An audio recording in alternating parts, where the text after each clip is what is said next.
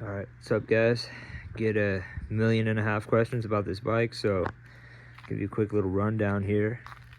It is a 2020 Sportster Iron 1200 XL 1200 NS Barracuda Silver. This is 1 year color. I'm the original owner of this bike. I guess we'll start at the front here with this GSXR front end. This is a 2005 GSXR 600 front end. Fork tubes, I should say. Fully rebuilt, have Race Tech internals in there. Came with that sweet sticker. Gold valve emulators. 1.0 kg springs in it. You will definitely need to put heavier springs in here if you're putting them on a Harley. You can see the blue cap, so that is off a 04 to 06 GSXR 600 or 750, and then the red cap ones are 03, 04 GSXR 1000. They will all work because they're all 54 millimeter bottom tube here and 51 millimeter top. The way it works is with these Speed Merchant triple trees here. Show that cool logo. These things are badass. Really expensive, but they do work really well. Joker machine cap on there just to make it look all pretty. So 2008 and up Harley-Davidsons all have a 25 millimeter front axle, so I'm just using the stock wheel, obviously. That is a 1/8 inch spacer, 25 millimeter diameter. On this side, we've got a 3/8 inch spacer in there. You can't see it right now, but it's in there. A 3/8 brake rotor spacer. Bump it out a little bit so that way it lines up with the caliper. This is a TC Bros 12.6 inch rotor. 12.6. Got these Brembos off a 2018 GSXR 1000. This is the front left. I got the front right on the back. I'll show you that in a second. It just bolts right up. Nothing special here. That's a Pro Bolt USA titanium purple haze banjo bolt. Got them all throughout the bike.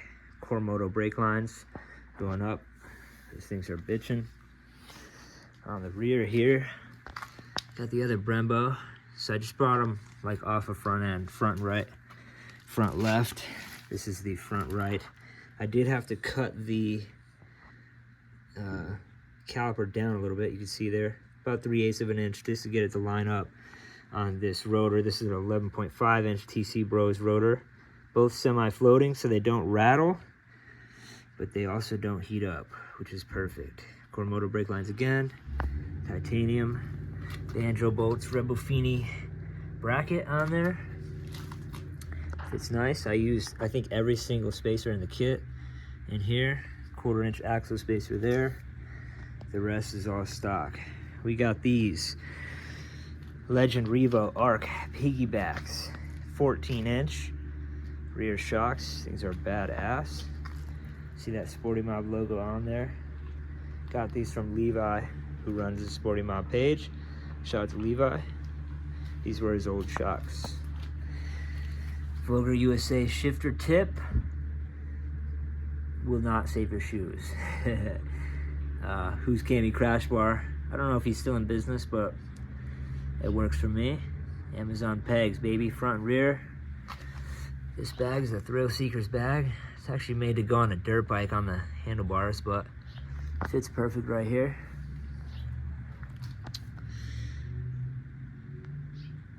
Oh yeah, Sodomon seat, step up. This is the IMZZ Elite Signature Edition. So it's got the grippies here,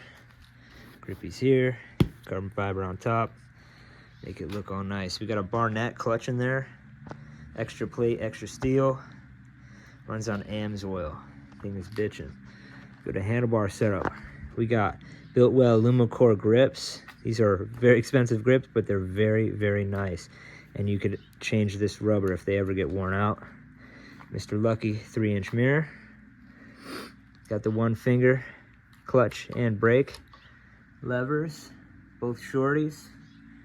Stock master cylinder. These bars are Builtwell high bend tracker bars, 5-inch rise, 3-inch pullback, I believe. These risers are Speed Kings 6-inch Aniston risers. the built-in 1-inch pullback. So 4-inch pullback total, 11-inch rise. Get a ton of questions about the Speedo setup. This is just a biker's choice Speedo relocation bracket. It's like 50 bucks. They're meant to go like here on the side of the frame, but that shit looks stupid, so put it up here. Just get longer bolts. These are like 3.25-3.5 inch bolts, and then like a 2.5-inch aluminum spacer that I just spray painted black.